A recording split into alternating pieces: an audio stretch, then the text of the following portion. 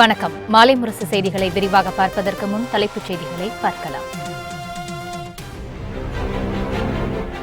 மதிமுகவுக்கு மக்களவையில் ஒரு தொகுதி, மாநிலங்களவையில் ஒரு இடம் ஒதுக்கீடு. நாடாளுமன்ற தேர்தலில் திமுக 20 இடங்களில் போட்டியிடும் என மு.க. ஸ்டாலின் அறிவிப்பு.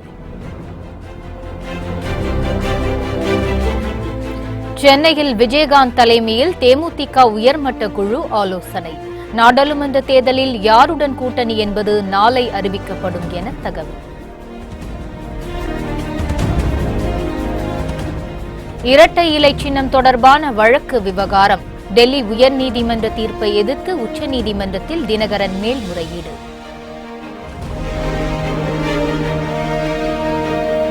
ஐநூறு புதிய பேருந்துகள் சேவையை கொடியசைத்து தொடக்கி வைத்தார் முதலமைச்சர் எடப்பாடி பழனிசாமி. திருவண்ணாமலை, வேலூர் சொகுசு பேருந்துகளில் இன்று இலவசமாக பயணம் செய்யலாம் என அறிவிப்பு.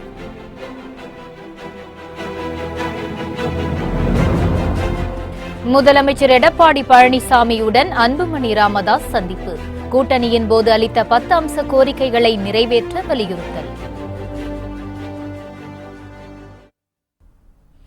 இனி செய்திகளை விரிவாக பார்க்கலாம்.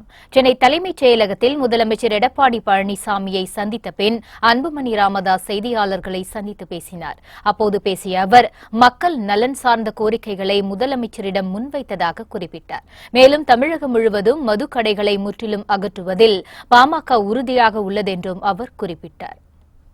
கட்சி கொடுத்த 10 அம்ச கோரிக்கைகள் சம்பந்தமாக அவரிடம் கேட்டுக்கொண்டோம்.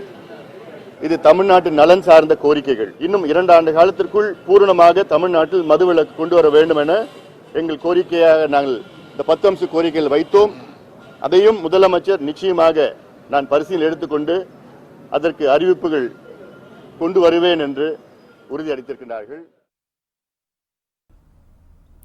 திமுக கூட்டணியில் மதிமுகவுக்கு மக்களவையில் ஒரு தொகுதியும், மாநிலங்களவையில் ஒரு இடமும் ஒதுக்கப்பட்டுள்ளதாக அக்கட்சியின் பொதுச் செயலாளர் வைகோ தெரிவித்துள்ளார். சென்னை அண்ணா அறிவாலயத்தில் திமுக பொருளாளர் துரைமுருகன் தலைமையிலான தேர்தல் குழுவுடன் மதிமுக பொதுச் செயலாளர் வைகோ தொகுதி பங்கீடு குறித்து பேச்சுவார்த்தை நடத்தினார். இதில் உடன்பாடு ஏற்பட்டதை அடுத்து திமுக, மதிமுக இடையே தொகுதி பங்கீடு குறித்த ஒப்பந்தம் கையெழுத்தானது. பின்னர் செய்தியாளர்களை சந்தித்த வைகோ, நாடாளுமன்ற தேர்தலில் திமுக கூட்டணியில் மதிமுகவுக்கு மக்களவையில் ஒரு தொகுதியும், மாநிலங்களவையில் ஒரு இடமும் ஒதுக்கப்பட்டுள்ளதாக கூறினார். இந்த உடன்பாடு தனக்கு மகிழ்ச்சி அளிப்பதாகவும் கூறிய வைகோ, 40 தொகுதிகளிலும் திமுகவுடன் இணைந்து மதிமுக பணியாற்றும் என்றும் தெரிவித்தார். மேலும் சட்டசபை தேர்தல்களிலும் தங்களது ஆதரவு திமுகவிற்கு இருக்கும் என வைகோ தெரிவித்தார். மிகுந்த மகிழ்ச்சியோடு இந்த உடன்பாடு ஏற்பட்டிருப்பதோடு புதுவை உள்ளிட்ட 40 நாடாளுமன்ற தொகுதிகளிலும் திமுக தலைமையிலான கூட்டணி வெற்றி பெறுவதற்கும் 21 சட்டமன்ற தொகுதிகளுக்கும் இடைத்தேர்தல் அதோடு இணைந்து வருமானால், அது அப்பொழுது வந்தாலும் சரி எப்பொழுது வந்தாலும் சரி, அந்த தேர்தலில் அனைத்து தொகுதிகளிலும் திராவிட முன்னேற்றக் கழகத்தின் தலைமையிலான கூட்டணி வெற்றி பெற அர்ப்பணிப்போடு முழு முனைப்போடு மறுமலர்ச்சி திராவிட முன்னேற்றக் கழகம் தேர்தல் பணியாற்றுவது என்று முடிவு செய்யப்பட்டது. இந்த ஆண்டு ஜூலை மாதத்தில் கனிமொழி உள்ளிட்ட 6 தமிழக மாநிலங்களவை எம்பிக்களின் பதவிக்காலம் நிறைவடைகிறது. எம்எல்ஏக்கள் கணக்கின் அடிப்படையில் திமுக 3 எம்பி சீட்டுகளில் வெற்றி பெற முடியும். தற்போது இதில் ஒரு சீட் மதிமுகவுக்கு ஒதுக்கப்பட்டுள்ளது. இதில் மதிமுக கட்சியின் பொதுச் செயலாளர் வைகோ தேர்வு செய்யப்படுவார் என உறுதியாக நம்பப்படுகிறது. 1978ஆம் ஆண்டு திமுக சார்பில் மாநிலங்களவைக்கு சென்ற வைகோ 1996 வரை எம்பியாக இருந்தார் என்பது நினைவு கூறத்தக்கது. திமுகவுடனான கூட்டணியில் மார்க்சிஸ்ட் கம்யூனிஸ்ட் கட்சிக்கு 2 தொகுதிகள் ஒதுக்கப்பட்டுள்ளதாக மாநில செயலாளர் பாலகிருஷ்ணன் தெரிவித்துள்ளார். சென்னை அண்ணா அறிவாலயத்தில் கூட்டணி கட்சிகளுக்கு மக்களவைத் தேர்தலுக்காக தொகுதி ஒதுக்கீடு செய்வது குறித்த 3வது கட்ட பேச்சுவார்த்தை இன்று நடைபெற்றது. மார்க்சிஸ்ட் கம்யூனிஸ்ட் கட்சியின் மாநில செயலாளர் பாலகிருஷ்ணன் திமுக தேர்தல் பணிக்குழுவுடன் பேச்சுவார்த்தை நடத்தினார். இந்த பேச்சுவார்த்தையின் போது தொகுதி உடன்பாடு ஏற்பட்டது. இதையடுத்து அந்த கட்சிக்கு 2 தொகுதிகள் ஒதுக்கீடு செய்து கையெழுத்திடப்பட்டது. பின்னர் செய்தியாளர்களிடம் பேசிய பாலகிருஷ்ணன், வெற்றிக்காக கடுமையாக உழைப்போம் என்றும் இடைத்தேர்தல் எந்த நேரத்தில் வந்தாலும் 21 தொகுதிகளுக்கும் திமுகவுக்கு ஆதரவு அளிப்போம் என்றும் குறிப்பிட்டார். நாளை நடைபெற்ற மார்க்சிஸ்ட் கம்யூனிஸ்ட் கட்சியின் செயற்குழுவில் விவாதித்தோம். தமிழகத்தில் 40 தொகுதிகளிலேயும் பிஜேபி, அதிமுக, பாமக கூட்டணியை முறியடிக்க வேண்டிய ஒரு அரசியல் தேவை இருக்கிற இந்த பின்னணியில் திராவிட முன்னேற்ற கழகத்தோடு இந்த 2 தொகுதிகளில் உடன்பாடு செய்து கொள்வது எனவும் 40 தொகுதிகளிலும் இணைந்து பணியாற்றுவது எனவும் நாங்கள் தீர்மானித்திருக்கிறோம் என்பதை தீர்மானித்து 2 தொகுதிகளுக்கு மார்க்சிஸ்ட் கம்யூனிஸ்ட் கட்சிக்கு ஒதுக்கப்பட்டு உடன்பாடு ஏற்பட்டிருக்கிறது என்பதை இந்த நேரத்திலே நான் மகிழ்ச்சியோடு தெரிவித்துக் கொள்ள.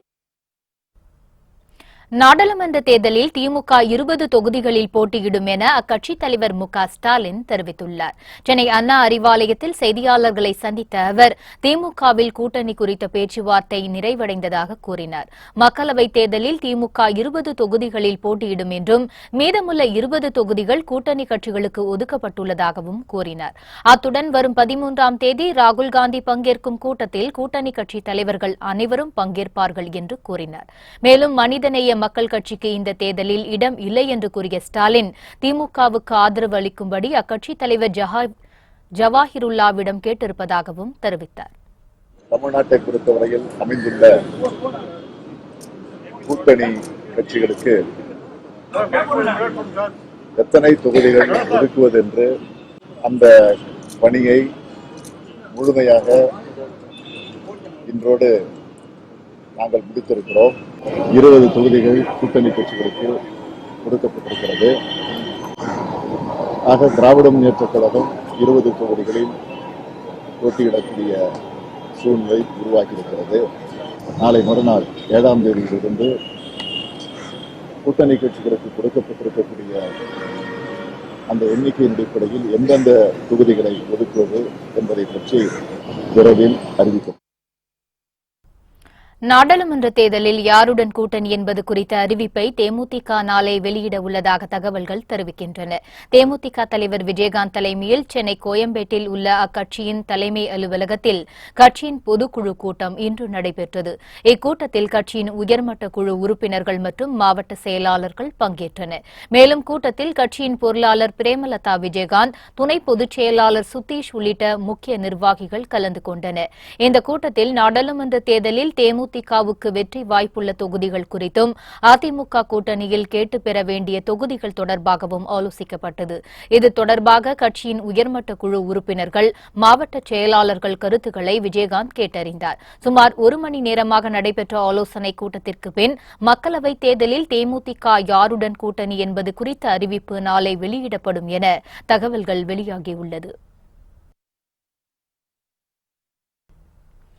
இரட்டை இலை சின்னம் தொடர்பான வழக்கில் டெல்லி உயர்நீதிமன்ற தீர்ப்பை எதிர்த்து உச்சநீதிமன்றத்தில் தினகரன் மேல்முறையீடு செய்துள்ளார். ஜெயலலிதா மரணத்துக்கு பின் ஆர்கே நகர் சட்டமன்ற தொகுதியில் முதலில் இடைத்தேர்தல் அறிவிக்கப்பட்ட போது அதிமுகவின் இரட்டை இலை சின்னம் எந்த அணிக்கு என போட்டி ஏற்பட்டது. இதையடுத்து இரட்டை இலை சின்னத்தை தேர்தல் ஆணையம் முடக்கியது. 2017 நவம்பரில் எடப்பாடி பழனிசாமி, பன்னீர்செல்வம் அணிதான் அதிமுக என அறிவித்த தேர்தல் ஆணையம் இரட்டை இலை சின்னத்தையும் அவர்கள் அணிக்கு வழங்கியது. இதை எதிர்த்து டெல்லி உயர்நீதிமன்றத்தில் தினகரன், சசிகலா ஆகியோர் மனு தாக்கல் செய்தனர். இந்த வழக்கை விசாரித்த உயர்நீதிமன்றம் இரட்டை இலை சின்னத்தை அதிமுகவுக்கு ஒதுக்கிய தேர்தல் ஆணையத்தின் நடவடிக்கை சரியே என தீர்ப்பளித்தது.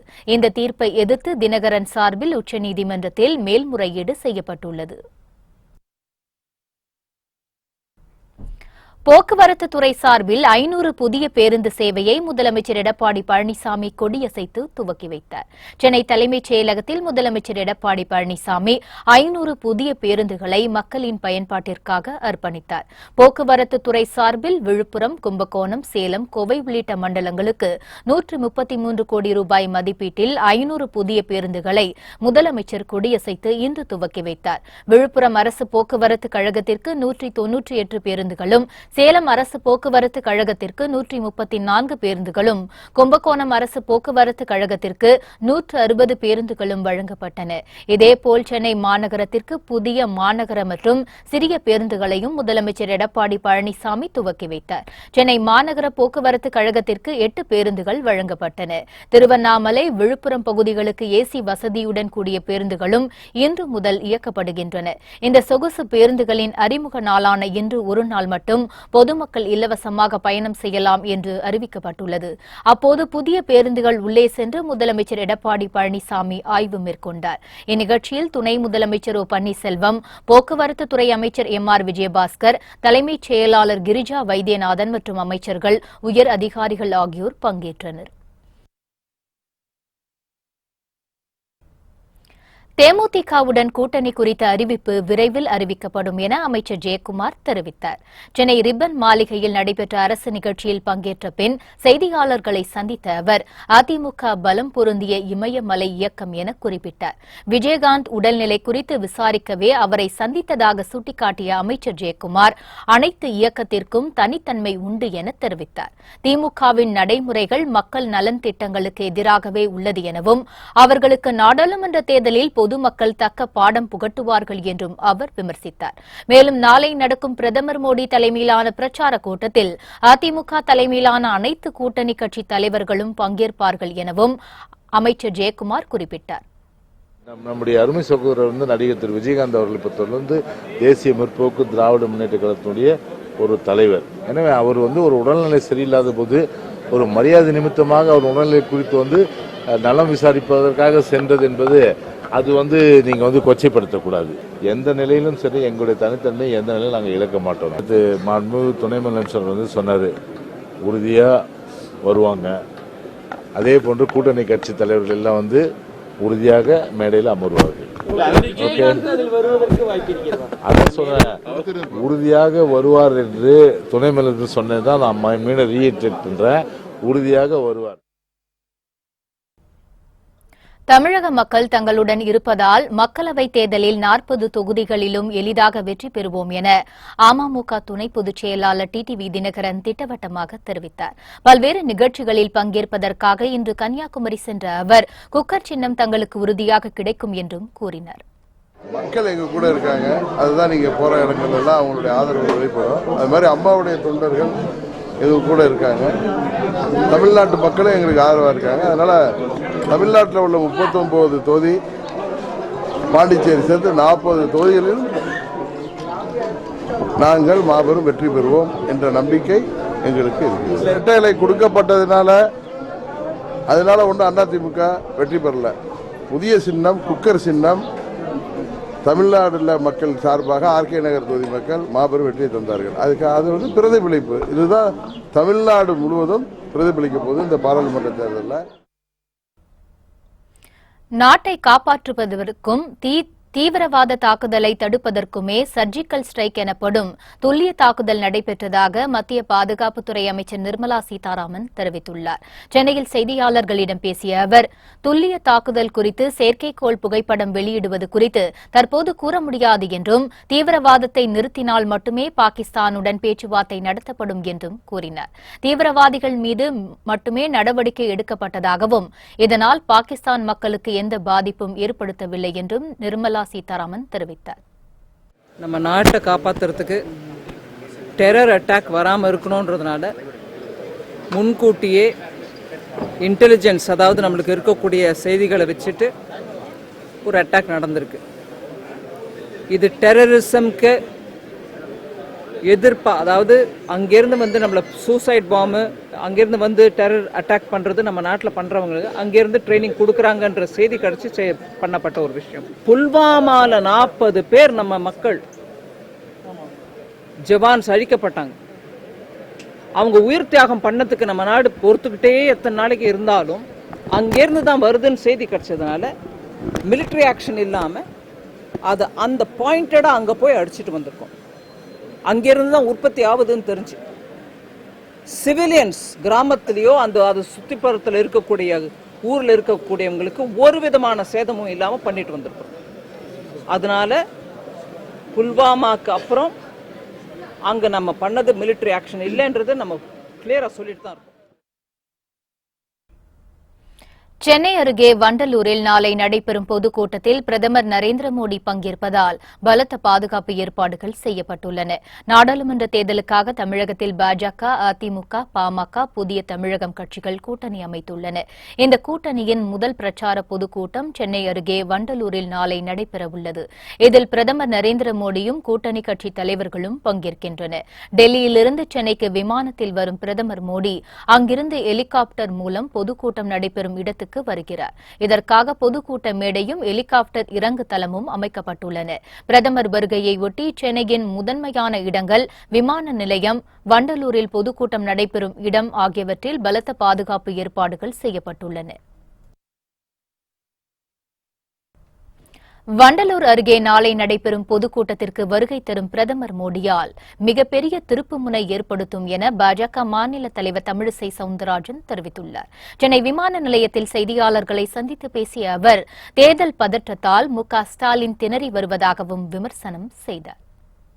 மரியாதைக்குரிய பாரத பிரதமர் அவர்கள் நாளைய தினம் தாம்பரம் கேளம்பாக்கத்தில் உள்ள திடலில் உரையாற்றுகிறார்கள். கூட்டணி கட்சி தலைவர்கள் அத்தனை பேரும் கலந்து கொள்வார்கள். இது தமிழகத்தில் மிகப்பெரிய திருப்புமுனையை ஏற்படுத்தக்கூடிய ஒரு கூட்டமாக இருக்கும். இதுல ஸ்டாலின் வேற ஒரு அறிக்கை கொடுக்கிறார். விருதுநகர்ல 6ஆம் தேதி அவரோட கூட்டணி பெரிய மாற்றத்தை ஏற்படுத்தும், ஆட்சியாளர்களை அகற்றும் என்று சொல்கிறார். விருதுநகர் 6ஆம் தேதி கூட்டணி கூட்டமா, சென்னையில் தாம்பரத்தில் நடக்கக்கூடிய கூட்டணி கூட்டமா என்றால் நிச்சயமாக மரியாதைக்குரிய பாரத பிரதமர் கலந்து கொள்ளுகின்ற கூட்டணி கூட்டம்தான் தமிழகத்தில் வெற்றியை குவிக்கப் போகிறது. ஏனென்றால் கண்டபடி பேசுகிறார், தன்னை விற்று கொண்டவர்கள் என்று சொல்கிறார், மனசாட்சி இல்லாமல் இவர்கள் விலை பேசினார்கள் என்று சொல்கிறார். அதாவது ஒரு கூட்டணி அமைந்து விட்டதே என்ற பதற்றத்தில் ஸ்டாலின் பேசுகிறார். அதனால் அவருக்கே தெரியும் இன்னைக்கு அவர்கள் தோல்வி முகத்தில் இருக்கிறார்கள் என்று. விவசாயிகளின் வாழ்க்கையில் நம்பிக்கையை ஏற்படுத்தவே 6000 ரூபாய் வழங்கப்படுவதாக வருவாய்த்துறை அமைச்சர் ஆர்.பி. உதயகுமார் தெரிவித்துள்ளார். சென்னையில் உள்ள மாநில அவசர கட்டுப்பாட்டு மையத்தில் வருவாய்த்துறை அமைச்சர் ஆர்.பி. உதயகுமார் விவசாயிகளுக்கு உதவும் விதமாக வடிவமைக்கப்பட்ட அடங்கல் செயலியை அறிமுகம் செய்து வைத்தார். பின்னர் செய்தியாளர்களிடம் பேசிய அவர், புதிய செயலி மூலம் விவசாயிகள் பெரும் பயன்பெற முடியும் என்றும் மற்ற மாநிலங்களுக்கு இந்த திட்டத்தை பின்பற்றும் விதமாக வடிவமைக்கப்பட்டு இருப்பதாகவும் தெரிவித்தார். விவசாயிகளுக்கு நம்பிக்கை ஏற்படுத்தவே 6000 ரூபாய் வழங்கப்படுவதாகவும் அமைச்சர் ஆர்.பி. உதயகுமார் தெரிவித்துள்ளார். அடங்கல் கைபேசி செயலியை, இந்த மொபைல் அப்ளிகேஷன் மூலமாக விவசாயிகளே தங்களுடைய அந்த விவரங்களை அவர்கள் பதிவு செய்து கொள்ளலாம். அதேபோல அந்த அடங்கல் பதிவேடை எங்கிருந்து எந்த நேரத்தில் வேண்டுமானாலும் அவர்கள் பதிவிறக்கம் செய்து கொள்ளலாம் என்கிற 2 வசதிகள் என்பது, அவர்கள் அந்த உண்மைத்தன்மையை அவர்கள் என்ன பயிர் செய்திருக்கிறார்கள், இதில் தோட்டக்கலைத்துறை, வேளாண்மைத்துறை, புள்ளியியல் துறை அவர்களும் அந்த பயிர் செய்யக்கூடிய விவரங்களை உள்ளடக்கியதும், இதில் ஏதேனும் மாறுபாடுகள் வந்தால் அதை ஒப்பிட்டு சரியான தகவல்களை அவர்கள் பெறுவதற்கு இந்த செயலிலே தேவையான வசதிகள் செய்யப்பட்டிருக்கிறது. 6000 ரூபாய் என்பது விவசாயிகளுக்கு நம்பிக்கை ஏற்படுத்துகிறார். அதாவது ஒரு அரசு உங்களுடைய இன்பங்களிலும் துன்பங்களிலும் துணை நிற்கும் என்பதற்கு அடையாளமாக இந்த 6000 ரூபாய் ஏறத்தாழ ஒரு 75,000 கோடி அளவில் இதில் கொடுப்பதற்கு அறிவிப்பு கொடுத்திருக்கிறார். மாணவர்களின் நலனுக்காக தமிழக அரசு பல்வேறு நலத்திட்டங்களை செயல்படுத்தி வருவதாக அமைச்சர் செங்கோட்டையன் குறிப்பிட்டுள்ளார். சர்வதேச அளவில் வெற்றி பெற்றவர்களுக்கு பதக்கங்கள் வெல்லும் திட்டத்தின் துவக்க விழா சென்னை நேரு உள் விளையாட்டு அரங்கில் இன்று நடைபெற்றது. இந்த விழாவில் பள்ளிக் கல்வித்துறை அமைச்சர் செங்கோட்டையன் கலந்து கொண்டார். அப்போது அவர் முதல்வர் கோப்பைக்கான விளையாட்டுப் போட்டிகளில் பங்கேற்றவர்களுக்கு பரிசு வழங்கி பாராட்டு தெரிவித்தார். தொடர்ந்து சிறப்புரையாற்றிய அமைச்சர் செங்கோட்டையன் 1000 மாணவர்களை தேர்வு செய்து தனியார் கல்லூரிகளில் படிப்பதற்கான வசதிகள் செய்து தரப்படும் என உறுதியளித்தார். பின்னர் செய்தியாளர்களை சந்தித்து பேசிய அவர், மாணவர்களின் கல்வி தரத்தை உயர்த்த பல்வேறு திட்டங்களை தமிழக அரசு உருவாக்கி வருவதாக குறிப்பிட்டார். இன்று முதலமைச்சருடைய ஒப்புதலோடு 30 கல்லூரிகளிலே இங்கே இருக்கின்ற சிறந்த வீரர்களில் இருக்கின்ற மாணவர்களை தேர்வு செய்து கல்லூரியிலே படிப்பதற்கும் அங்கே தங்குவதற்கு வசதிகள் அனைத்தும் அங்கே இருக்கிற கல்லூரியை ஏற்று அந்த பணிகளை மேற்கொள்ள இருக்கிறது. சிறந்த வீரர்களுக்கான வீர விளையாட்டுக்களை அதற்கு பயிற்சி அளிப்பதற்கும் அதில் வெற்றி பெற்று மாணவர்களுக்கு அங்கேயே வேலைவாய்ப்பு உத்தரவாதத்தை எடுத்து தருவதற்கும் அரசு நடவடிக்கை மேற்கொண்டு வருகிறது. அதற்காக இந்த ஆண்டு ஒரு 1000 மாணவர்கள் நாங்கள் தேர்வு செய்ய இருக்கிறோம், மாணவ மாணவிகளை. அந்த பணிகளும் இந்த ஆண்டு நிறைவு செய்யப்படும் என்பதையும் நான் இந்த நேரத்தில் தெரிவித்துக் கொள்கிறேன். முன்னாலே நம்முடைய முதலமைச்சர் அவர்கள் +1 படிக்கின்ற மாணவர்கள், +2 படிக்கின்ற மாணவர்கள், +2 முடித்துவிட்டு செல்கிற மாணவர்களுக்கு 15,40,000 மடிக்கணினி வழங்குவதற்காகவும் ஆணை பிறப்பிக்கப்பட்டு அந்த பணிகளும் துவங்கப்பட்டிருக்கிறது. அனைத்து பணிகளும் பார்க்கின்ற போது இந்தியாவிலே தமிழ்நாடு ஒரு முன்னோடி மாநிலமாக அனைத்து துறைகளும் நிகழ்வதற்கு, எதிர்காலத்தில் இருக்கிற தொழில்நுட்பத்தை புரிந்து கொள்வதற்கு அரசு நடவடிக்கை மேற்கொண்டு வருகிறது என்பதை மகிழ்ச்சியோடு நான் தெரிவித்துக் கொள்கிறேன். தமிழகத்திற்கு நாளை வருகை தரும் பிரதமர் மோடிக்கு கருப்பு கொடி காட்டப் போவதில்லை என மதிமுக பொதுச் செயலாளர் வைகோ தெரிவித்துள்ளார். காவிரி மேலாண்மை வாரியம் அமைக்க வலியுறுத்தி கடந்த 2016ஆம் ஆண்டு எழும்பூரில் நடைபெற்ற ரயில் மறியல் போராட்டம் மக்கள் நல கூட்டணி சார்பாக நடைபெற்றது. இந்த போராட்டத்தில் மதிமுக பொதுச் செயலாளர் வைகோ, விடுதலை சிறுத்தைகள் கட்சித் தலைவர் திருமாவளவன் உள்ளிட்டோர் கலந்து கொண்டனர். இது தொடர்பான வழக்கு எழும்பூர் நீதிமன்றத்தில் இன்று விசாரணை நடைபெற்றது. இதில் வைகோ எழும்பூர் நீதிமன்றம் ஆஜரானார். பின்னர் செய்தியாளர்களை சந்தித்து பேசிய அவர், இந்த வழக்கு விசாரணை வரும் 25ஆம் தேதிக்கு ஒத்திவைக்கப்பட்டுள்ளதாக குறிப்பிட்டார். தொடர்ந்து பேசிய அவர், பிரதமர் மோடி அரசியல் கட்சி நிகழ்ச்சிகளுக்காக நாளை தமிழகத்திற்கு வருகிறார் என்றும் அதனால் மோடிக்கு கருப்பு கொடி காட்டும் போராட்டம் நடத்தப் போவதில்லை என்றும் குறிப்பிட்டார். பிரதமர் மோடி அவர்கள் எப்பொழுது தமிழ்நாட்டுக்கு அரசு நிகழ்ச்சிகளுக்கு வந்தாலும் கருப்பு கொடி காட்டுவேன், என் தலைமையில் மதிமுக கருப்பு கொடி காட்டும் என்று தஞ்சை ஜில்லாவில் நொறுங்கி கிடந்த தென்னந்தோப்பிலே ஆயிரக்கணக்கான மக்கள் சூழ்ந்திருக்க நான் அறிவித்தேன். அறிவித்தபடி நாங்கள் போராட்டம் நடத்தியிருக்கிறோம். இப்பொழுது அரசியல் கட்சி நிகழ்ச்சிக்கு வருகிறார், நாங்கள் எதிர்ப்பு காட்டப் போவதில்லை. திராவிட இயக்கத்தை யாராலும் அழிக்க முடியாது என திட்டவட்டமாக கூறிய வைகோ, மதிமுக சார்பில் பொதுக்குழு கூட்டம் அண்ணா நகரில் நாளை நடைபெறும் என தெரிவித்தார். இன்றைக்கு திராவிட இயக்கத்தையே எப்படியா அழிக்க வேண்டும் என்று இந்துத்துவ சக்திகள், சனாதன சக்திகள், சங் பரிவார் அமைப்புகள் திட்டமிட்டு அவர்கள் பாதுகாத்து வந்த திராவிட இயக்கத்துக்கு ஒரு சிறு ஊரும் ஏற்பட்டுவிடக் கூடாது என்பதால் தான் நாங்கள் தீர்க்கமாக ஆலோசித்து திராவிட முன்னேற்ற கழகத்திற்கு மதிமுகவின் வலிமையும் சேர்த்து அவர்களுக்கு ஆதரவாக நிற்பது, இது திராவிட இயக்கத்தை பாதுகாக்க வேண்டிய கால கட்டாயமும் கடமையும் இருக்கிறது என்ற அடிப்படையிலே நாங்கள் கடந்த ஆண்டு முடிவெடுத்து அதன்படி செயல்பட்டு வருகிறோம். நாடாளுமன்ற தேர்தலில் எந்த கட்சிக்கு ஆதரவு அளிப்பது குறித்து வருகின்ற 8ஆம் தேதி அறிவிப்பு வெளியிடப் போவதாக விவசாயிகள் சங்கங்களின் ஒருங்கிணைப்பு குழு தலைவர் PR பாண்டியன் தெரிவித்தார். தருமபுரியில் செய்தியாளர்களிடம் பேசிய அவர், தமிழகத்துக்கு விரோதமாக நடவடிக்கை எடுத்து வரும் மோடியின் அரசுக்கு முடிவு கட்ட வேண்டும் என்றால் திமுக தமது நிலைப்பாட்டை உடனடியாக தெரிவிக்க வேண்டும் என வலியுறுத்தியுள்ளார். பாராளுமன்றத்தில் உங்களுடைய ஆதரவு யாருக்கு? 8ஆம் தேதி அறிவிப்பு. மேகதாட்டுவில் அணை கட்டுவதற்கு மோடி அரசாங்கம் துணை போயிருக்கிறது. மேகதாட்டுவில் அணை கட்டுவதற்கு பாராளுமன்ற தேர்தலுக்கு முன்னதாகவே அனுமதி கொடுக்கப்படும் என்கிற அதிர்ச்சி செய்தி வந்திருக்கிறது. மத்திய அரசுடைய பொறியாளர்கள் குழு மேகதாட்டு பகுதியில் அனுமதி கொடுப்பதற்கான ஆய்வுப் பணியில் ஈடுபட்டிருக்கிற செய்தி வேறு இடியாக இருக்கிறது. எனவே இது குறித்து மோடி அரசின் தமிழக விரோத நடவடிக்கையை முடிவு கட்ட வேண்டுமானால் திராவிட முன்னேற்ற கழகம் காவிரியில் மேகதாட்டு அணை கட்டுவது குறித்து தனது நிலையை உடனடியாக வெளிப்படையாக தெளிவுபடுத்த வேண்டும். தூத்துக்குடியில் தங்களுக்கு வேலைவாய்ப்பு வழங்க கோரி மாவட்ட ஆட்சியர் அலுவலகத்தை முற்றுகையிட்டு திருநங்கைகள் போராட்டம் நடத்தியதால் பரபரப்பு ஏற்பட்டது. தூத்துக்குடியில் அங்கன்வாடியில் உள்ள காலி பணியிடங்களுக்கு சமீபத்தில் நேர்காணல் நடைபெற்றது. இதற்கு விண்ணப்பித்திருந்த திருநங்கைகளில் ஒருவருக்கு கூட வேலைவாய்ப்பு வழங்கப்படவில்லை என கூறப்படுகிறது. இதனால் ஆத்திரமடைந்த அவர்கள் மாவட்ட ஆட்சியர் அலுவலகத்தை முற்றுகையிட்டு போராட்டம் நடத்தினர். தங்களுக்கு வேலைவாய்ப்பு வழங்க வேண்டும் எனவும் திருநங்கைகள் கோரிக்கை விடுத்தனர். இந்த முற்றுகை போராட்டத்தால் அப்பகுதியில் சிறிது நேரம் பரபரப்பு ஏற்பட்டது. அங்கன்வாடி பணியாளர்கள் இது போட்டிருந்தாங்க, அதுக்கு அப்ளை பண்ணி அதுக்கு இன்டர்வியூ அட்டன் பண்ணி எல்லாமே செலக்ட் ஆனோம். அதுக்கு எந்த ப்ரொசீஜரும் எடுக்கல, இவங்க செலக்ட் ஆகல அது இதுன்னு தட்டி கழிச்சிட்டாங்க. எல்லா டிஸ்ட்ரிக்ட்லயும் ஒவ்வொரு திருநங்கைகளுக்கும் வேலை கொடுத்துருக்காங்க. ஆனா இந்த தூத்துக்குடியை பொறுத்த வரைக்கும் எந்த ஒரு சலுகையுமே கிடைக்கல. வீடோ இல்லையோ ஒரு வேலையோ எதுக்குமே இங்கே வந்து உடனே சொல்கிறாங்க இங்கே ஜியோ காஃபி ரெடி ஆகல, அது இது இல்லை, உங்களுக்கு என்ன பண்ண எங்களுக்கு தெரியல அப்படின்றாங்க. இதே கலெக்டர் தான் திருநெல்வேலி மாவட்டத்தில் திருநங்கைகளுக்கு ஆட்டோ கொடுத்தாரு, வீடு வாங்கி கொடுத்தாரு. ஆனால் இங்கே வந்து கேட்டால் இல்லைம்மா, இங்கே அது இன்னுமே எந்த ப்ராசஸ்மே இல்லை அப்படி இப்படின்னு. கர்ப்பிணிக்கு ஏற்பட்ட வினோத நோயை குணப்படுத்தி மதுரை ராஜாஜி மருத்துவமனை மருத்துவர்கள் சாதனை படைத்துள்ளனர். சிவகங்கை மாவட்டம் அரியாண்டி கிராமத்தை சேர்ந்தவர் கர்ப்பிணி புனிதராணி. இவரின் உடல்நிலை சரியில்லாத காரணத்தால் சிகிச்சைக்காக மருத்துவமனையில் அனுமதிக்கப்பட்டார். அப்போது அவரை பரிசோதித்த மருத்துவர்கள் அவருக்கு அட்ரீனல் சுரப்பியில் கட்டியில் இருப்பதை கண்டுபிடித்தனர். இதனை அறுவை சிகிச்சை செய்து குணப்படுத்த முடிவு செய்தனர்.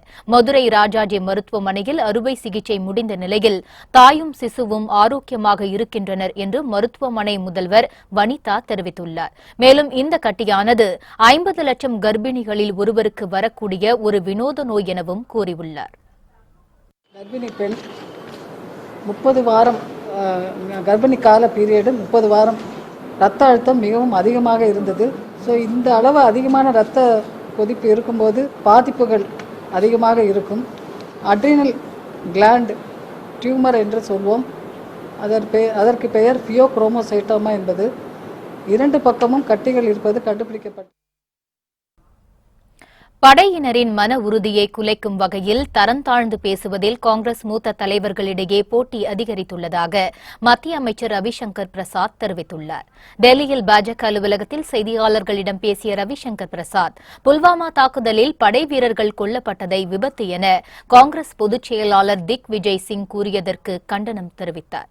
ஈவிரக்கமற்ற தாக்குதலை விபத்து என கூறும் அளவுக்கு திக் விஜய் சிங் தரம் தாழ்ந்து விட்டதாகவும் ரவிசங்கர் தெரிவித்தார். திக் விஜய் சிங்கின் கருத்து அவர்களின் எண்ணத்தை வெளிக்காட்டுவதாக உள்ளதாகவும் குறிப்பிட்டார்.